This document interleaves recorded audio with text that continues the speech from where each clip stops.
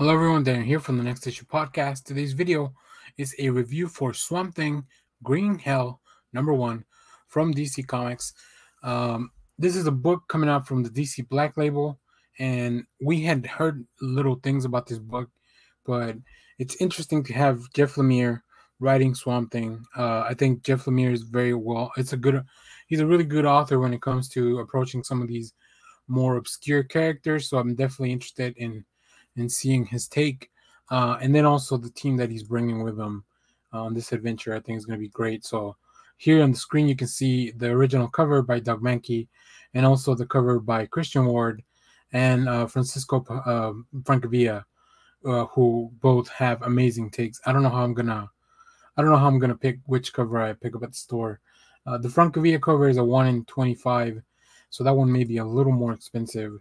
But Christian Ward's is just a regular cover, and it looks beautiful. So let's check out the team, and then we'll go right into the comic.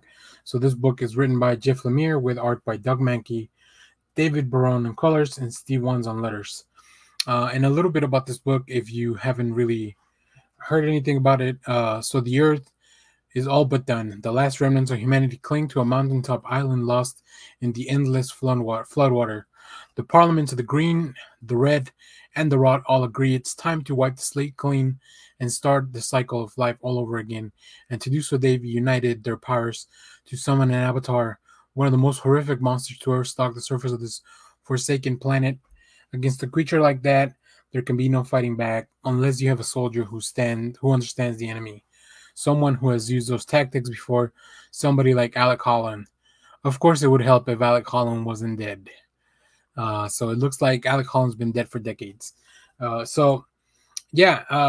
This book, man, it goes very deep, but I think the team does a very good job. One of the things that I appreciate the most about Lemire, and I'll show you some panels as well as we get into this, so you can check out how the team's working together.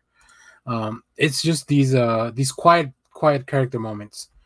We are spending 3 pages here at the beginning of the book, setting up the world, understanding what's going on, getting to know these 2 characters as they kind of collect stuff and head back to the island where humanity kind of last remains.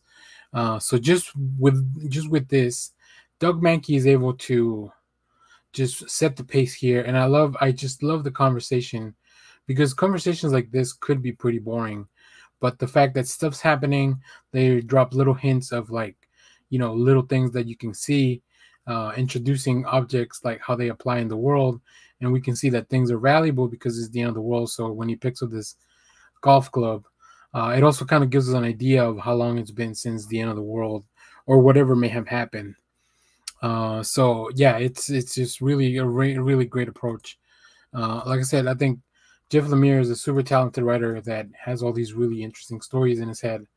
And then Doug Mahnke, like, he's just a class art dude. Like, he's been making comics forever, and I'm so excited to figure out the future of this. I have one more panel to show on the art.